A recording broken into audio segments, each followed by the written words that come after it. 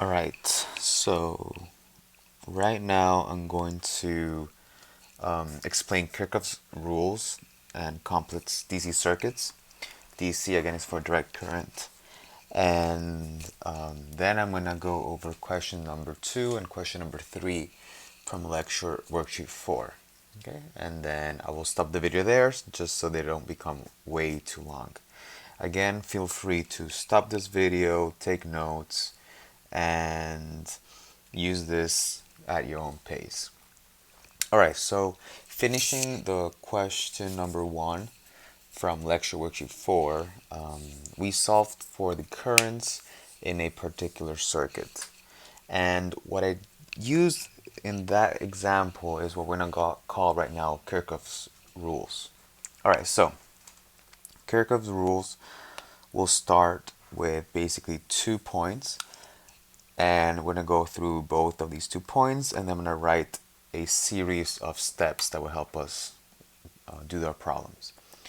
So let me use this crayon right here. The first one is the sum of the currents entering any junction. And again, here we have this word junction, which in class we also use the word as node, must equal the sum of the currents leaving the junction. Okay. So this rule actually has its own name, and it's what we call the junction rule. You're going to write junction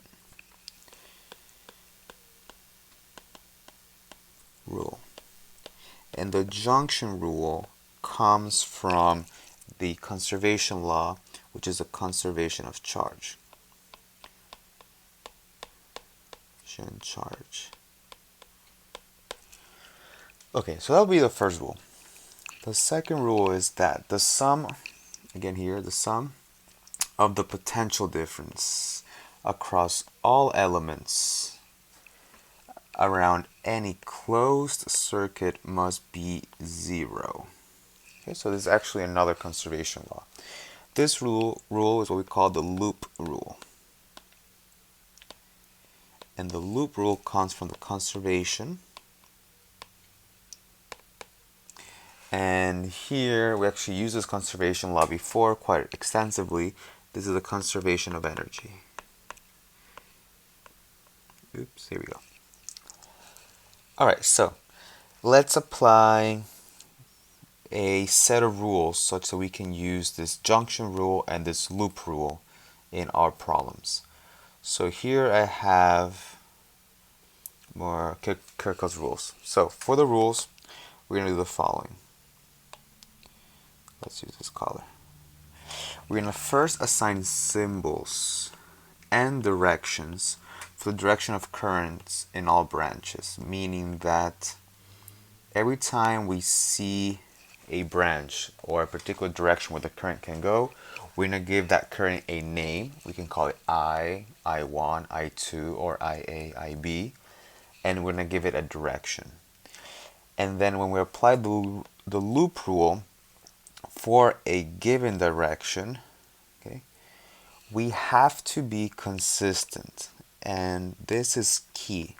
In the next 2 examples, I'm going to go over this. But let's say we want to go counterclockwise. If we pick counterclockwise, we have to go counterclockwise throughout the whole circuit. If we pick clockwise, there's no problem, but we're going to go clockwise throughout the whole circuit.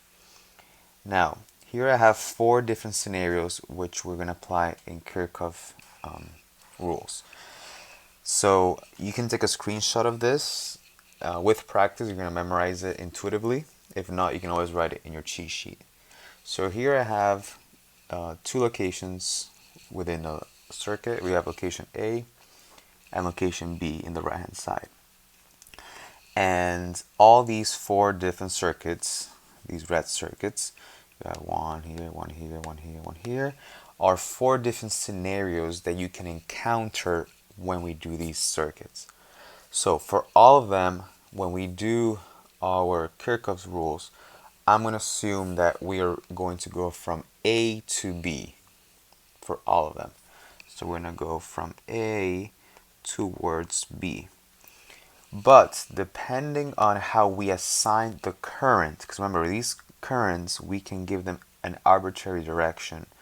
We're going to have a positive or a negative change of potential in our circuit.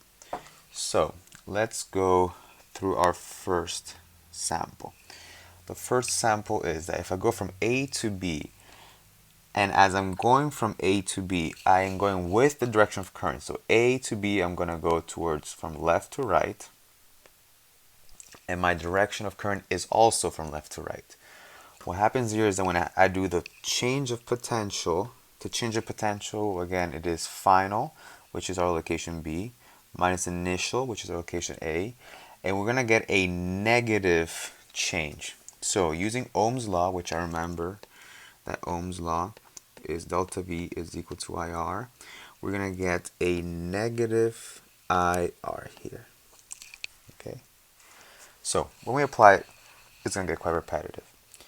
Now, a second scenario will be, okay, what happens if I go from A to B? Again, I'm going from A to B, left to right, but my current that I assigned is going from right to left. So in this case, the direction in which I'm doing a loop is opposite to the direction of the current. So here, my change of potential will be, again, final minus initial, and I'm going to have a positive IR.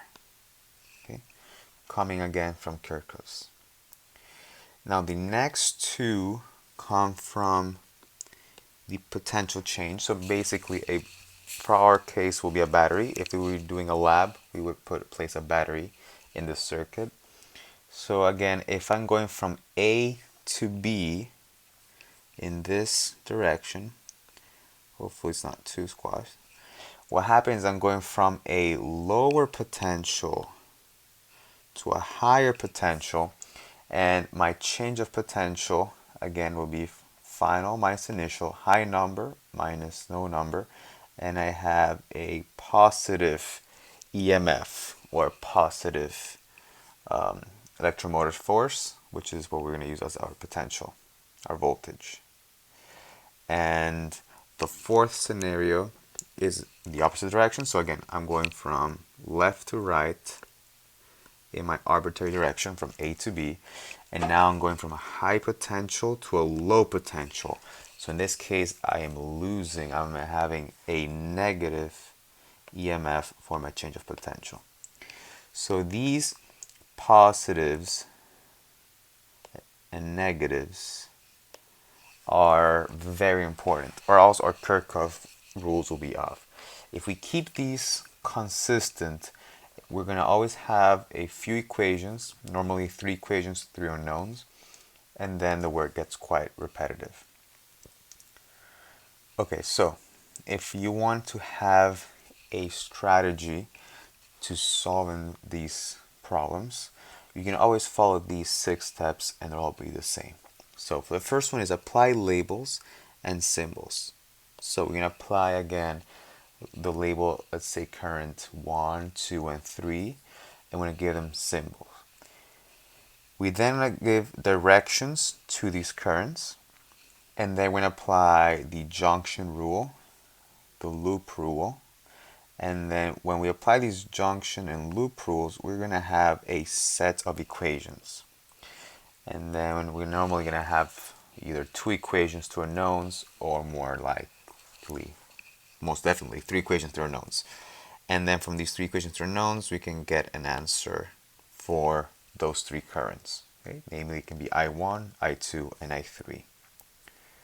Alright, so I think I'm just going to stop it here, and then I'm going to start a new video, and I'm going to go over questions 2 and question number 3 in lecture number 4. So that way you can go back and see this video, watch this video again if you need it.